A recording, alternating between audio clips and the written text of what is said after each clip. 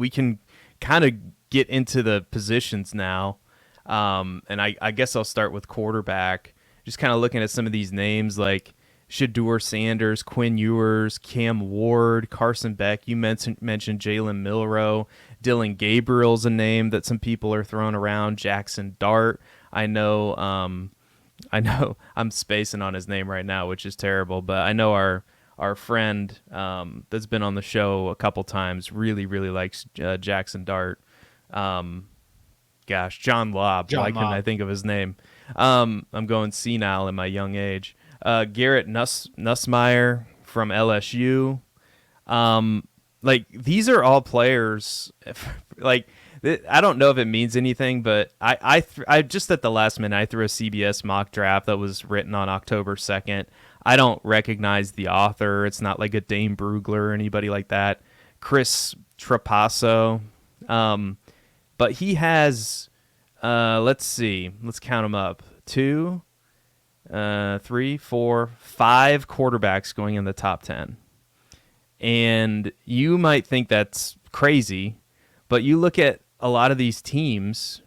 Panthers, do they need a quarterback? Probably. Giants, do they need a quarterback? Probably. I would say yes at this point. Rams, what is Matt Stafford going to do? Is he going to retire? What about the Browns? Oh, my God, what are the Browns going to do? Raiders, is Tua going to retire? Like, I know he said no, but you start going down the list and you're like, man, there might be actually quite a few teams. What about the Steelers? What are the Steelers going to do? There might be quite a few teams that draft quarterback, especially at the top of the draft, So, yeah. Like, that can make these quarterbacks pretty valuable. And so some of these names, like, to be honest with you, I wasn't the biggest fan of Bo Nix, but look at what he's doing now in Denver. It seems like he's getting good coaching. He's getting better every week. Like, there have been some stinkers, to be sure, but that's a player that looks like he can be at least an average NFL quarterback. So if that's what you're getting in Dynasty, that's worth something. Like, especially in a Superflex league, as we all know. So what do you make of this quarterback situation? Because I kind of view it like, I don't know if there's the superstar at the top, but some of these names, some of these players are going to land in situations that we really like. Yeah. So in my mind, there's a top 3. It's Shador Sanders, it's Quinn Ewers, and it's Cam Ward. But like you said, like, I don't think any 3 of these quarterbacks, barring maybe Shador, I still personally don't know how I feel about Shador. I think he has all of the tools to be an elite college quarterback. I think he has all the tools to have an elite NFL ceiling. I just don't know where that floor is. That's just my honest opinion. Personally, in these situations, I prefer to let the season play out a little bit more. Like I said, you don't need to know unless you're playing Devi, who's the QB1 right now. There's a long time for that.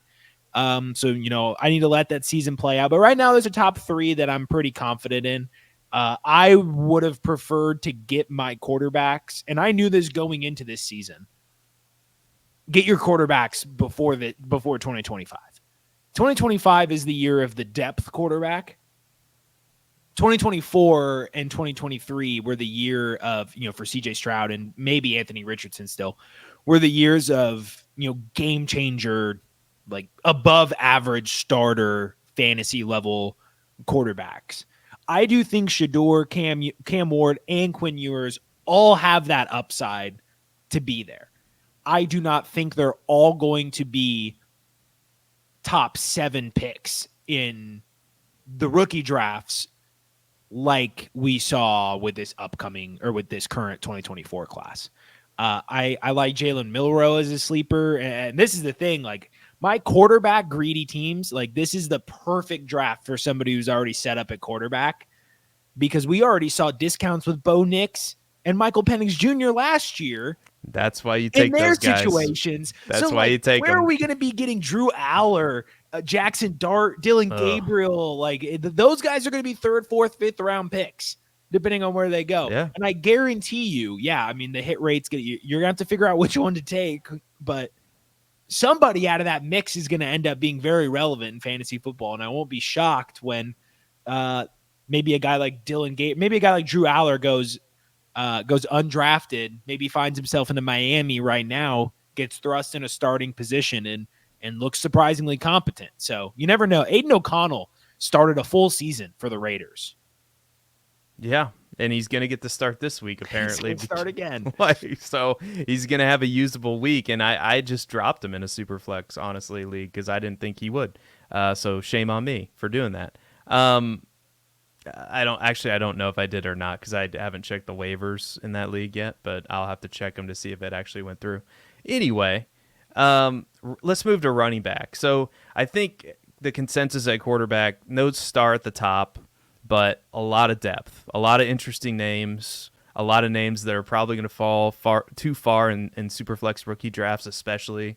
So running back, we mentioned Ashton Genty, but I'm just going to throw some names out. Omarion Hampton, if I can say his name right, from North Carolina. Ollie Gordon, who has kind of had a lackluster season, but he's a name that a lot of people are excited about. Quinshawn Jenkins and Trevion Henderson. That's kind of that duo-headed, dual-threat monster from Ohio State. Double-headed monster. Double-headed monster. I feel like this last few sentences has been pretty rough for me. Dylan Sampson is a little bit undersized from Tennessee.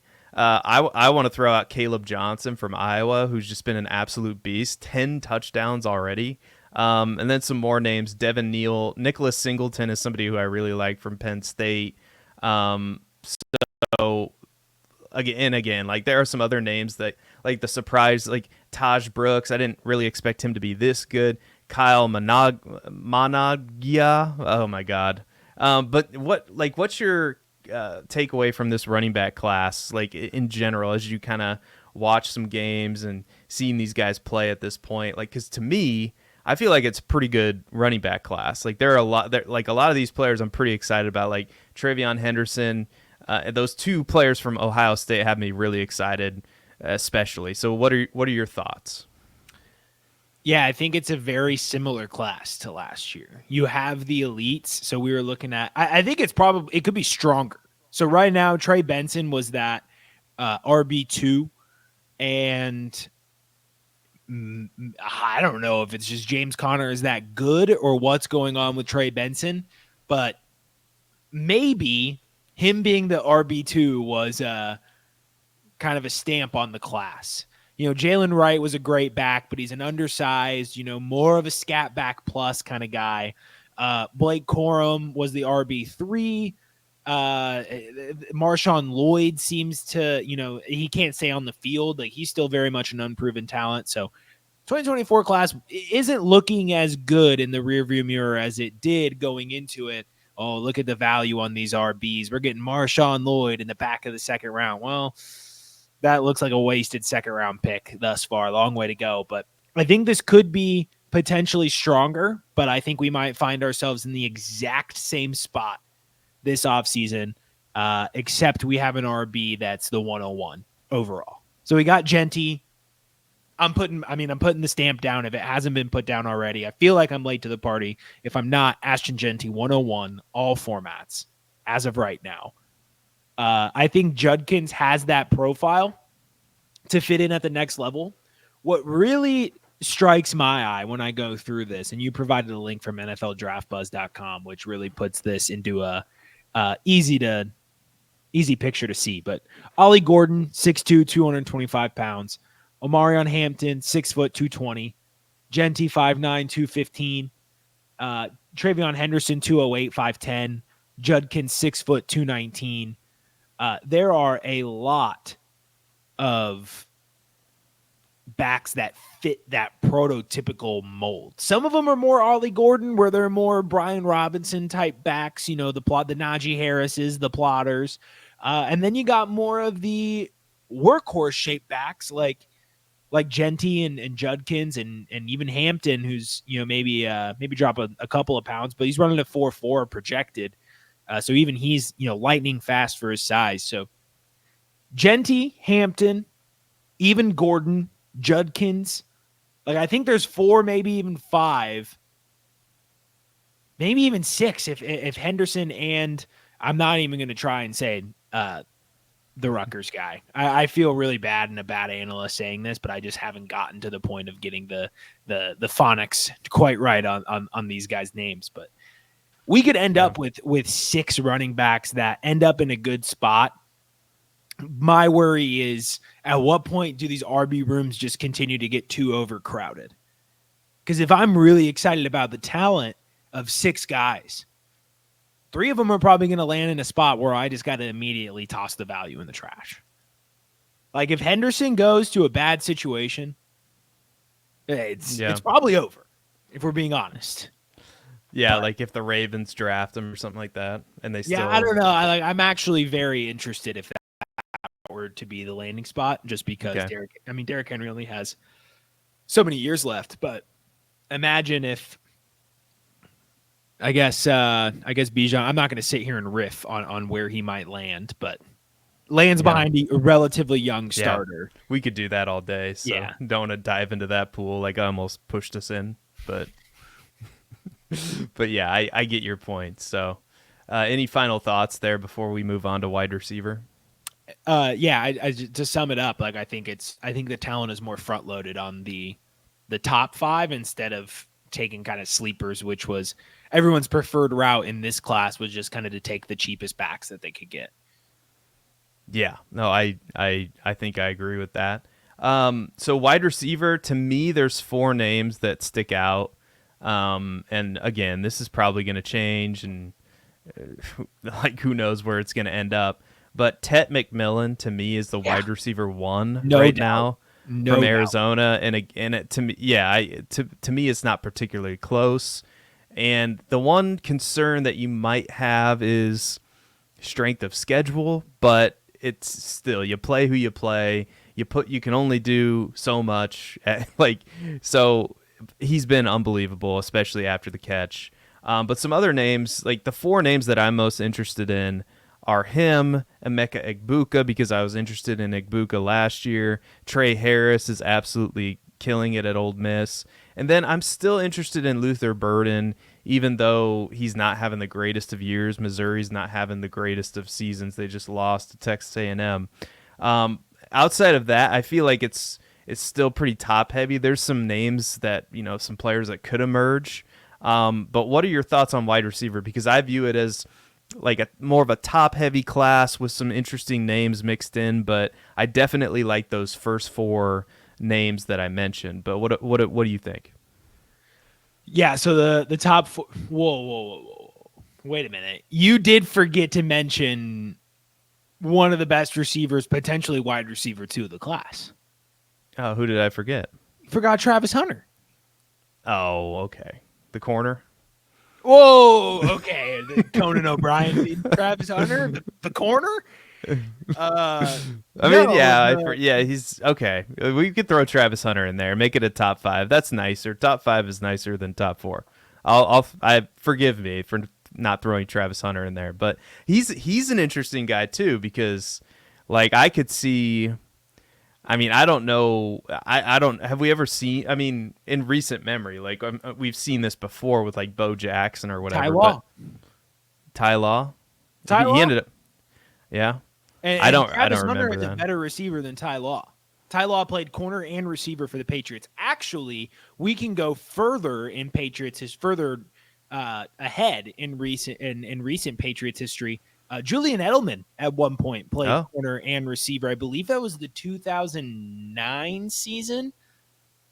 I think it was the 2009 season when Brady tore his ACL and we were playing with Matt Castle. I could be wrong there, but doesn't happen very often.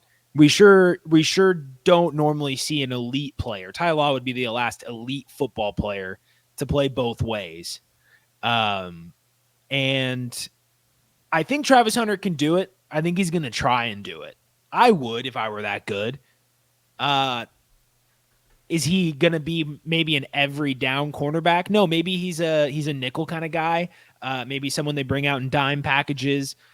I don't really know. I think a smart team is going to figure out how to use him. Like, imagine him with Flores and Kevin O'Connell, like in Minnesota. I don't that Minnesota's not going to draft Travis Hunter, but just projecting what we could see in a really good situation there. I actually think Travis Hunter could very well be my wide receiver 2 here. He is truly being utilized in a pro level role.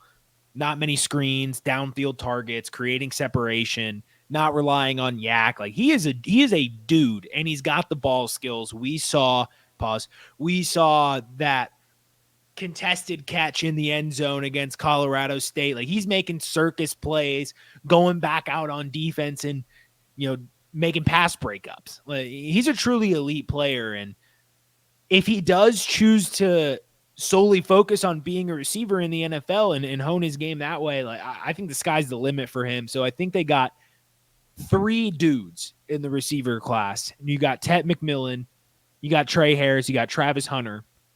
And then I think the dudettes, the sub tier right below them would be Luther Burden. It would be Emeka Egbuka.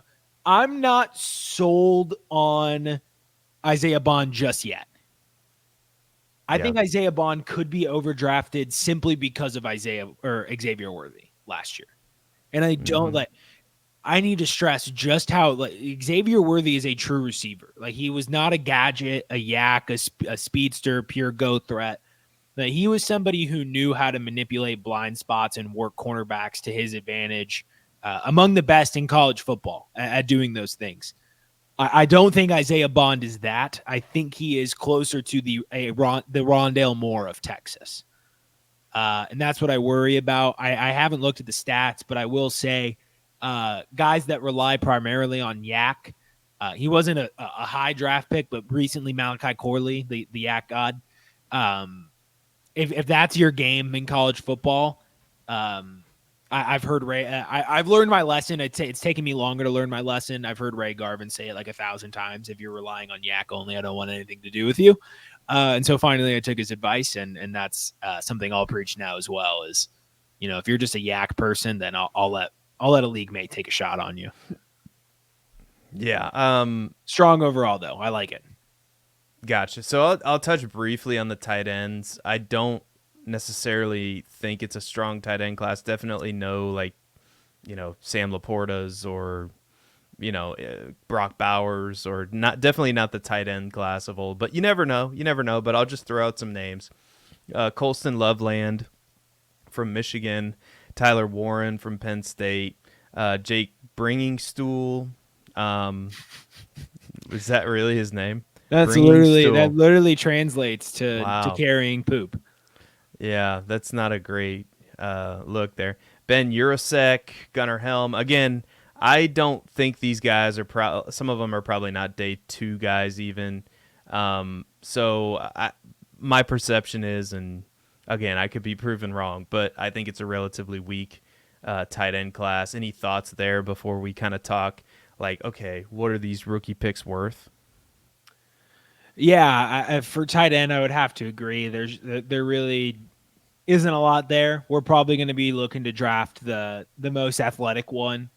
So Oscar Delp might end up being one of the top tight end picks just because he seems to maybe be the fastest and the tallest. But overall, it's just it's gotten worse almost every year for the past few years with tight ends. Yeah, just draft, and when in doubt, just draft the Iowa tight end and Luke Lachey. He'll probably get drafted in the 5th round and wind up like George Kittle.